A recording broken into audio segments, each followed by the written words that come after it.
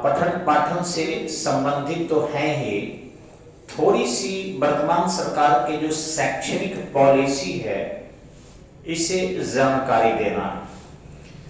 देखिए, केंद्र सरकार एक अच्छी सरकार होती है और पूरे देश का संचालन करती है, लेकिन यहां सबसे जरूरी है, इसको थोड़ा ध्यान से समझेंगे आप ये जरूर कहेंगे कि छोटी मुंह बड़ी बात, सभी यही कहेंगे, या कहेंगे कि कहां राजा भोज और कहां गंगू तेली। मेरा थोड़ा मजाक आप उड़ाएंगे, ये मुझे विश्वास है, लेकिन अंधभक्त नहीं होना चाहिए एकदम से। अभी जो केंद्र सरकार देश को संचालित कर रही है, इसमें जो 79 मंत्री हैं उनका कोई भी पावर नहीं है। चाहे वो हमारे गृह मंत्री हो, चाहे हमारे रक्षा मंत्री हो, चाहे हमारे वित्त मंत्री हो, चाहे हमारे रेल मंत्री हो, चाहे हमारे कोई भी मंत्री हो, सभी पावर एक ही हाथ में केंद्रित हो गया है और वो है प्रधानमंत्री। अन्य किसी मंत्री को, माफ करेंगे, औकात ही नहीं है कि वो अपने IAS या जो भी उनके सलाहकार है उनके बातों को माने और देश को चलाए। श्रीमती इंदिरा गांधी के समय में भी एक किचन कैबिनेट होता था, यानी प्रमुख मंत्रालय, और वो किचन कैबिनेट के माध्यम से देश की रूपरेखा तय की जाती थी। लेकिन अफसोस, वर्तमान में जो हमारी केंद्र सरकार है वो केवल एक कैबिनेट के हाथों में चल रहा है और वो है PMO, प्रधानमंत्री ऑफिस। अब इस प्रधानमंत्री ऑफिस का एक ही लक्ष्य है कि लोगों में केवल राष्ट्रभक्ति फैलाकर और बेहतरीन इस फसल को काटा जाए, बस और कुछ नहीं। जनता कहां जा रही है, इतनी भी घिनौनी राजनीति नहीं होनी चाहिए जितनी घिनौनी राजनीति आज हमारे देश में है। शिक्षा पूरी तरह चौपट हो चुका है और आप सोचिए कि मेरे पास थोड़ा सा पैसा है, मैं लाइव मोबाइल पर भी या फिर ये करीबन 2-2.5 लाख रुपए का स्मार्ट बोर्ड, बिजली के connection, inverter, camera, costly mobile, ये सारा व्यवस्था मैं कर लिया हूं, आगे भी कुछ करूंगा। लेकिन मुझे लग रहा है कि हमारे ग्रामीण क्षेत्र के जो कोचिंग संस्थाएं हैं, क्या ये लगता है कि टिक पाएगी? क्योंकि सभी बच्चे, गांव-गांव के बच्चे ये अब गार्जियन से मांग कर रहे हैं हमें ऑनलाइन पढ़ना है, और इस ऑनलाइन के चक्कर में बड़ा बड़ा टैब, कॉस्टली मोबाइल, अब कोई भी मोबाइल 10,000 से कम की नहीं आ रही है, और जिनके घर थोड़ा सा पैसा है 20,000, 25,000, 50,000 की मोबाइल, और उस मोबाइल को अब चार्ज कीजिए, उसके बाद इन्वर्टर रखिए, फिर बच्चा दिन भर उसी मोबाइल पर लगा हुआ है। ऐसे करके ग्रामीण क्षेत्र के कोचिंग को पूरी तरह डुबा दिया गया, जो गुरु शिष्य परंपरा के अंतर्गत लोग पढ़ते थे। हम लोग भी पढ़े हैं। IAS टॉपर स्वयं हमारे यहाँ के ही मनीष रंजन जी, 4था रैंक था, वो भी ग्रामीण परिवेश में ही प्रारंभिक शिक्षा पूरा किए, और आश्चर्य करेंगे 2 रुपया हम लोग ट्यूशन फी देते थे, और एक घर से 3 आदमी पढ़ते थे तो 5 रुपया महीना पर ही हमारे गांव के शिक्षक पढ़ा देते थे। लेकिन आज आप अगर एक मोबाइल 10,000 रुपया का खरीदते हैं तो ज्यादा से ज्यादा 1 साल चल रहा है। कभी बैटरी खत्म हो जा रहा है, कभी गिर कर उसको जो ये टच स्क्रीन है टूट जा रहा है, कभी कवर खराब हो जा रहे हैं, कभी पानी इसमें पड़ जा रहा है। अब बताइए इस तरीके से कितना महंगा पड़ा हमारा ऑनलाइन शिक्षा। अब इसमें वही लोग आगे बढ़ेंगे कोचिंग वाले जो दिल्ली में हैं, जो पटना में है, जिनके पास इंफ्रास्ट्रक्चर बहुत है और घुट घुट के मर रहे हैं वे कोचिंग वाले जो आज छोटे छोटे हाट बाजार पर पढ़ा रहे हैं या गांव में पढ़ा रहे हैं, बच्चों को क ख ग घ ए बी सी डी सिखा रहे हैं। भारत लग रहा है कि अंतर्राष्ट्रीय स्तर के शिक्षा को प्राप्त करने जा रहा है, लेकिन नहीं, भारत अपने विविधता को खोने जा रहा है। यहां एक सीमित ज्ञान लोगों को मिलने जा रही है। पहले हम लोग खुद ग्रामीण क्षेत्रों में पढ़ते थे, तो आपको एक गिनती गिना रहे हैं, शायद आप लोग सुने होंगे कि हम लोगों के शिक्षक बताते थे एक एक निरंजन, दुए दुए चांद, 3 खंड के पृथ्वी, चौथे चारों वेद, 5 पंडवा, 6 अकेल, 7 समंदर, 8 घर लंका, 9 नाटिका, 10 द्वार, 11 रुद्र, 12 कला सूरज, 13 तीर्थ, 14 भुवन, 15 पाठ, 16 सिंगार, 17 सत्य, 18 पुराण, 19 सित्ता, 20 राम। या लोग बचपन में ये भी पढ़ाता था रामा देव गति सुमति। इतने अच्छे अच्छे शिक्षक थे और बहुत विद्याओं में हम लोगों को प्रवीण करते थे, अपनी जिंदगी के अनुभव को देते थे। लेकिन आज क्या हुआ? क्या पहले बीमारियां नहीं होती थी? लेकिन एक छोटी सी बीमारी कोरोना आया, हम विद्याओं में इतने कमजोर हो गए। पहले प्लेग जैसी महामारी होता था, उससे बच जाते थे। आज प्लेग में हमें विश्व स्तर की दवा मंगाना पड़ा और सबको जबरन इंजेक्शन लेना पड़ा, लेना भी चाहिए, क्योंकि ज्ञान हमारे सीमित होते जा रहे हैं। इसलिए मैं सरकार को स्पष्टता कहूंगा, या सरकार जो चुनने वाले उनको कहूंगा, या हमारे अपने अभिभावकों से कहूंगा कि इस प्रकार से जो बड़े बड़े शहरों से हम लोग जुड़ते जा रहे हैं, कि दिल्ली के सर है, पटना के सर है, या खुद इनके सर है स्टडी पॉइंट वाले, तो इनके पास जितनी छोटी नॉलेज होगी वही ना देंगे। लेकिन हमारा ये धरती ज्ञान से भरा हुआ है, एक से एक विशेषज्ञ ग्रामीण क्षेत्रों में है, जो शायद अपने अपने लोकल बच्चों को ज्ञान देते और फिर अच्छी ज्ञान होती। यानी मेरा ऐसा मानना है कि केंद्र सरकार को कम से कम 10वीं कक्षा तक ऑनलाइन क्लास पूरी तरह बंद कर देना चाहिए, और 10वीं तक ऑनलाइन यदि कोई पढ़ा रहा है तो उसको जेल भेज देना चाहिए। और अगर ऐसा गवर्नमेंट नहीं करती है तो आप समझ लीजिए कि भारत सरकार या विश्व में जो भी संस्थाएं शिक्षा के तरफ काम कर रही है, वो शिक्षा को भी बाजारवाद में जबरन ढकेल रही है और शिक्षा को सीमित करते जा रही है, संकुचित करते जा रही है। और इससे विश्व पर बहुत बड़ी एक विपदा भी आ सकती है, शिक्षा को हैंग करने का। तो मेरा नम्र निवेदन है कि केंद्र सरकार, राज्य सरकार इस प्रकार की शिक्षा को बंद करे।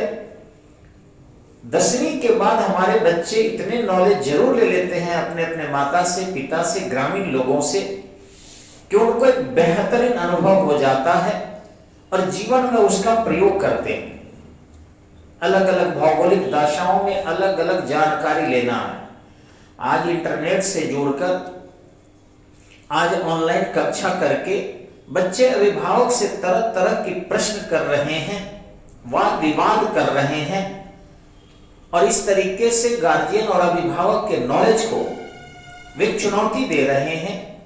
जबकि जो अभिभावक हमारे हैं उनके पास नॉलेज समीचीन है, अच्छी नॉलेज है, खैर, ये जो केंद्र सरकार कर रही है, राज्य सरकार कर रही है, शायद आप लोगों के माध्यम से ये हमारे विचार जाए और इस पर शायद मंथन कुछ केंद्र सरकार करे।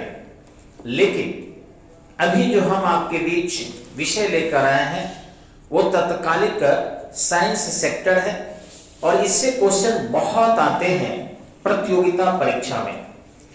तो चलिए हम लोग अब आते हैं महत्वपूर्ण एरिया की ओर। थोड़ा स्लो मोशन में हम आपको सुनाएंगे कि कौन कौन एरिया से क्वेश्चन आने की संभावना है। इधर आबकारी पुलिस की बहाली भी आ चुकी है बिहार में, उस फॉर्म को आप लोग भरे। दूसरी की फायरमैन की परीक्षा भी फरवरी में प्रोबेबिलिटी है हो जाएगा। बीपीएससी की परीक्षा का डेट अनाउंस कर दिया गया है और दरोगा 26 तारीख को परीक्षा है। तो इसको ध्यान में रखकर इधर जितने भी एग्जाम है आप लोगों को कुछ महत्वपूर्ण एरिया दिए जा रहे हैं, अतः आप इसे बिल्कुल रख जाएंगे। क्वेश्चन हमारा है कि हाइग्रोमीटर वायु की आर्द्रता मापी जाती है। हाइग्रोमीटर से वायु की आर्द्रता मापी जाती है। हाइग्रोमीटर से वायु की आर्द्रता, humidity of air by mapping of hygrometer. Hygrometer से वायु की आर्द्रता मापी जाती है। जी नेक्स्ट, 1 नैनो सेकेंड में 10⁻⁻9 सेकेंड होता है। 1 नैनो सेकेंड में 10⁻⁻9 सेकेंड होता है। इसको बदल भी सकता है, ऑप्शन में डाल देगा 1/10⁻9। यही नीचे जो पावर 10 के ऊपर 9 होता है, जब ऊपर जाएगा तो 1 नैनो सेकेंड में 10⁻⁻9 सेकेंड होगा। 10⁻�9 सेकेंड होगा। नेक्स्ट, ग्रहों की गति को सबसे पहले केपलर महोदय ने ज्ञात किया था। ग्रहों के गति को सबसे पहले केपलर महोदय ने ज्ञात किया था। जी जी। नेक्स्ट, नदी का नाव यदि समुद्र में जाता है ऊपर उठ जाता है। नदी का नाव यदि समुद्र में जाता है ऊपर उठ जाता है। क्योंकि समुद्र के जल का घनत्व अधिक होता है। क्योंकि समुद्र के जल का घनत्व अधिक होता है।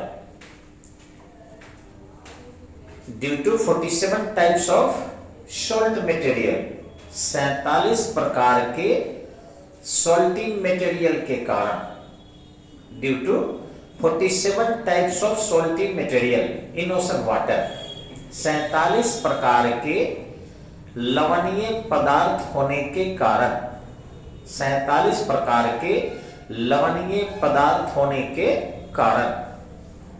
नेक्स्ट, जल की विशिष्ट उष्मा, जल पानी H2O की स्पेसिफिक हीट, विशिष्ट उष्मा सर्वाधिक होती है 1 कैलोरी। जल की विशिष्ट उष्मा सर्वाधिक होती है 1 कैलोरी। जी जी, उसी में नोट कर लेंगे। अभी तक के ज्ञात सभी पदार्थों में, अभी तक के ज्ञात सभी पदार्थों में सर्वाधिक विशिष्ट उष्मा जल का ही होता है। अभी तक के ज्ञात सभी पदार्थों में सर्वाधिक विशिष्ट उष्मा पानी का ही होता है। अब रहा कि स्पेसिफिक हीट कहते किसे हैं, यानी विशिष्ट उष्मा क्या है, इसको सुन लेंगे केवल। 1 ग्राम जल के ताप को, 1 ग्राम जल के ताप को या किसी भी पदार्थ के ताप को, मात्रा 1 ग्राम होना चाहिए, 1 डिग्री सेल्सियस वृद्धि करने में जो उष्मा व्यय की जाती है, 1 डिग्री सेल्सियस वृद्धि करने में जो उष्मा व्यय की जाती है, खर्च होता है, उसे स्पेसिफिक हीट कहते हैं। फिर से सुनेंगे, 1 ग्राम किसी पदार्थ की मात्रा को 1 डिग्री सेल्सियस वृद्धि करने में, 1 ग्राम किसी पदार्थ की मात्रा के ताप को 1 डिग्री सेल्सियस वृद्धि करने में जो ऊष्मा व्यय होती है उसे स्पेसिफिक हीट कहते हैं। और सबसे ज्यादा किसका होता है? पानी का, यानी जल का। बाकी जितने पदार्थ है उनके स्पेसिफिक हीट का मान उससे कम ही होता है जी। नेक्स्ट, अब रहा कि आसमान नीला क्यों दिखाई पड़ता है? नीले प्रकाश के अधिक प्रकीर्णन के कारण आसमान नीला दिखाई पड़ता है, क्योंकि नीले प्रकाश के अत्यधिक प्रकीर्णन होते हैं। प्रकीर्णन छितरा जाना, फैल जाना। नीले प्रकाश के अत्यधिक प्रकीर्णन होते हैं वायुमंडल में। वायुमंडल में भाई क्यों होता है प्रकीर्णन? तो उसके तरंगदैर्घ्य कम होते हैं। नीले प्रकाश के तरंगदैर्घ्य कम होते हैं। नीले प्रकाश के तरंगदैर्घ्य कम होते हैं तो ज्यादा फैलेगा जी। नेक्स्ट, ध्वनि का वेग 332 मीटर प्रति सेकेंड हवा में होता है, नॉर्मल टेम्परेचर एंड प्रेशर पर। ध्वनि की वेग 332 मीटर प्रति सेकेंड होती है। ध्वनि की वेग 332 मीटर प्रति सेकेंड होती है जी। नेक्स्ट, जितने भी तारे हैं नाभिकीय संलयन के कारण ऊर्जा उत्पन्न होती है। जितने भी तारे हैं नाभिकीय संलयन के कारण ऊर्जा उत्पन्न होती है। नाभिकीय न्यूक्लियर फ्यूजन के कारण ऊर्जा उत्पन्न होती है। आपको शायद पता होगा कि high pressure and very high temperature पर हाइड्रोजन के नाभिक सड़ जाते हैं, सूक्ष्म नाभिक सड़ जाते हैं और भारी नाभिक यानी हीलियम के नाभिक में तब्दील होते हैं और इस प्रकार उससे बहुत ऊर्जा निकलती है। और जानेंगे कि 1 ग्राम हाइड्रोजन को यदि हीलियम में कन्वर्ट कर दिया जाए तो 18 टन कोयला जलने के बराबर ऊष्मा उत्पन्न होती है जी। नेक्स्ट, वेग में परिवर्तन की दर को त्वरण कहा जाता है। वेग में परिवर्तन की दर को त्वरण कहा जाता है। ये महत्वपूर्ण क्वेश्चन है, डिटेल पढ़ाया जाएगा तो एक्सीलरेशन के बारे में, रिटार्डेशन के बारे में काफी बढ़िया होगा, लेकिन अभी हम डिटेल नहीं कर रहे हैं। इंपॉर्टेंट एरिया में है, एक बैच जरूर चलाते हैं रोज, जो काफी महत्वपूर्ण क्वेश्चन है जी। वेग में परिवर्तन की दर त्वरण कहा जाता है, एक्सीलरेशन। वेग में परिवर्तन की दर त्वरण कहा जाता है जी। नेक्स्ट, दाब बढ़ाने पर मेल्टिंग पॉइंट और बॉइलिंग पॉइंट दोनों बढ़ जाता है।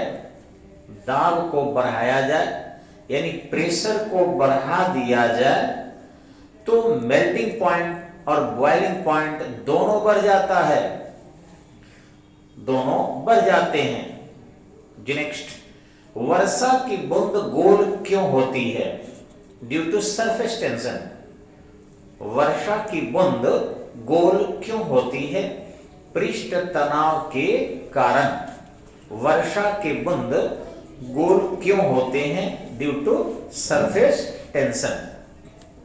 Surface tension. और इससे संबंधित बहुत सारा क्वेश्चन आता है कि पानी में यदि हम ब्रश भिगा देते हैं दाढ़ी बनाने वाला तो वो कैसे सड़ जाता है, फिर बाल हमारे भीग जाते हैं तो क्यों एक दूसरे से चिपक जाते हैं? तो सबसे इसमें सारे के सारे एकमात्र कारण है पृष्ठ तनाव के कारण जी। नेक्स्ट, रंगीन टीवी अथवा आंख में, रंगीन टीवी हो या हमारा आंख हो, इसमें प्राइमरी कलर बीम होता है। रंगीन टीवी हो या हमारा आंख हो, इसमें लाल, हरा और नीला हाँ, पीला नहीं, लाल, हरा और नीला, यानी प्राइमरी कलर ये तीन ही है। इसके कलर बिंब होते हैं आंख में भी और टीवी में भी, रंगीन टीवी में। जी नेक्स्ट, प्रकाश की चाल को सर्वप्रथम रोमर नामक व्यक्ति ने ज्ञात किया था। प्रकाश की चाल को सबसे पहले रोमर नामक व्यक्ति ने ज्ञात किया था। सबसे पहले रोमर नामक व्यक्ति ने ज्ञात किया था 14वीं शताब्दी में बृहस्पति के 2 उपग्रहों के ग्रहण को पता लगाकर प्रकाश की चाल को सबसे पहले रोमर नामक व्यक्ति ने ज्ञात किया था। रोमर नामक व्यक्ति ने ज्ञात किया था 14वीं शताब्दी में, और बृहस्पति के 2 उपग्रहों के ग्रहण को पता लगाकर 2 ग्रहों के ग्रहण में जो अंतर था उसको उन्होंने देखा था। जी नेक्स्ट, कार के हेडलाइट जो होता है वो अवतल दर्पण होते हैं। चम्मच का अंदर का भाग, कार का हेडलाइट अवतल दर्पण का उदाहरण है। कार का हेडलाइट अवतल दर्पण का उदाहरण है। वहीं साइड मिरर उत्तल दर्पण का, वहीं साइड मिरर उत्तल दर्पण का। मिरर एक बहुत बड़ा टॉपिक है और उसको हम लोग डिटेल पढ़ाते हैं अपने रेगुलर कक्षाओं में।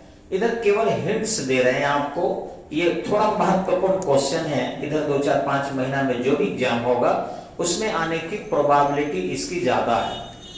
जी नेक्स्ट, आइंस्टीन को नोबेल का पुरस्कार दिया गया था प्रकाश विद्युत प्रभाव के कारण। आइंस्टीन को नोबेल पुरस्कार दिया गया था प्रकाश विद्युत के प्रभाव के कारण। प्रकाश विद्युत प्रभाव को उन्होंने खोजा था। प्रकाश विद्युत प्रभाव के खोज किए जाने के कारण। जी नेक्स्ट, सूर्य के अलावा दूसरा तारा, सूर्य के अलावा दूसरा तारा जिसका पृथ्वी पर प्रकाश सबसे तेज गति से पहुंचता है, सूर्य के अलावा, सूर्य का 8 मिनट 19 सेकेंड लगता है प्रकाश आने में, सूर्य के अलावा अन्य दूसरा तारा, सेकेंड स्टार, जिसका सबसे तेज गति से प्रकाश पृथ्वी पर आता है, सबसे तेज गति से प्रकाश पृथ्वी तक आता है, उसे भी 4.2 वर्ष लग जाते हैं। उसे भी 4.2 वर्ष लग जाते हैं। जी जी, नेक्स्ट 4.2 ईयर, 4.2 वर्ष। आगे, अंतरिक्ष यात्री को आसमान काला दिखाई पड़ता है। अंतरिक्ष यात्री को आसमान काला दिखाई पड़ता है क्योंकि वहां से प्रकाश परावर्तित नहीं होता। अंतरिक्ष यात्री को आसमान काला दिखाई देता है। अंतरिक्ष यात्री को आसमान काला दिखाई देता है क्योंकि वहां से प्रकाश परावर्तित नहीं होता। परावर्तित होगा तब ना आंख पर आएगा, नहीं होगा तो नहीं आएगा, न दिखाई पड़ेगा। जी नेक्स्ट, जल का घनत्व सर्वाधिक 4 डिग्री सेल्सियस पर होता है। जल का घनत्व सर्वाधिक 4 डिग्री सेल्सियस पर होता है और सबसे कम आयतन 4 डिग्री पर ही, सबसे कम आयतन 4 डिग्री सेल्सियस पर ही। नेक्स्ट, समुद्र की गहराई हेक्टोमीटर से मापते हैं। समुद्र की गहराई हेक्टोमीटर से मापते हैं। ध्वनि के प्रवर्तन के कारण यानी कोसाउंड से समुद्र की गहराई फैदोमीटर से मापते हैं। समुद्र की गहराई फैदोमीटर से मापते हैं, फैदोमीटर से मापते हैं ध्वनि के प्रवर्तन से। जी नेक्स्ट, अभी तक संभव तापमान, संभव न्यूनतम तापमान, अधिकतम की तो कोई सीमा नहीं है, संभव न्यूनतम तापमान -273 डिग्री सेल्सियस बताया गया है, ज्ञात नहीं किया गया है, ये एक आदर्श है। ठीक है, अभी तक न्यूनतम संभव तापमान -273 डिग्री बताया गया है सेल्सियस में। हाँ, केल्विन में हो जाएगा 373 -373 केल्विन, तो -273 डिग्री सेल्सियस बताया गया है। जी नेक्स्ट, कंप्यूटर का आईसी चिप, कंप्यूटर का आईसी चिप सिलिकॉन का बना होता है। कंप्यूटर का आईसी चिप सिलिकॉन का बना होता है। इसको डिटेल हम लोग बताते हैं बड़े से क्लास में, रेगुलर क्लास में। ऑनलाइन में केवल जरूरी क्वेश्चन अभी कर रहे हैं हम। जी जी, विद्युत धारा का मात्रक एम्पियर होता है। विद्युत धारा का मात्रक एम्पियर होता है, और ये तो सभी जानते हैं कि एक अश्व शक्ति बराबर 746 वाट होता है। एक हर्स पावर बराबर 746 वाट, एक हर्स पावर बराबर 746 वाट। काश इसको थोड़ा सा और बढ़ा दिए रहते ईसाई लोग या वैज्ञानिक लोग, और इसको 786 कर देते तो बड़ा खुशी होती। मात्र 40 बढ़ा देते तो हो जाता कि कम से कम मुस्लिम लोग खुश होते। जी, ध्वनि की चाल बढ़ते क्रम में, ध्वनि की चाल बढ़ते क्रम में गैस, द्रव एवं ठोस में होता है। ध्वनि की चाल बढ़ते क्रम में गैस, इससे ज्यादा तेज गति से द्रव, इससे भी ज्यादा तेज गति से ठोस में होता है। और ध्यान रखेंगे, सबसे ज्यादा एल्युमिनियम एवं इस्पात में होता है। ध्वनि की चाल सबसे ज्यादा एल्युमिनियम एवं इस्पात में होता है। ध्वनि की चाल सबसे ज्यादा एल्युमिनियम एवं इस्पात में होता है। जी नेक्स्ट, बंद कमरे में यदि पंखा चला दिया जाए तो कमरे का ताप बढ़ जाता है। बंद कमरे में यदि पंखा चला दिया जाए तो कमरे का ताप बढ़ जाता है, कमरे का ताप बढ़ जाता है। और चलिए थोड़ा सा और एक दो चीज आपको मैं शेयर कर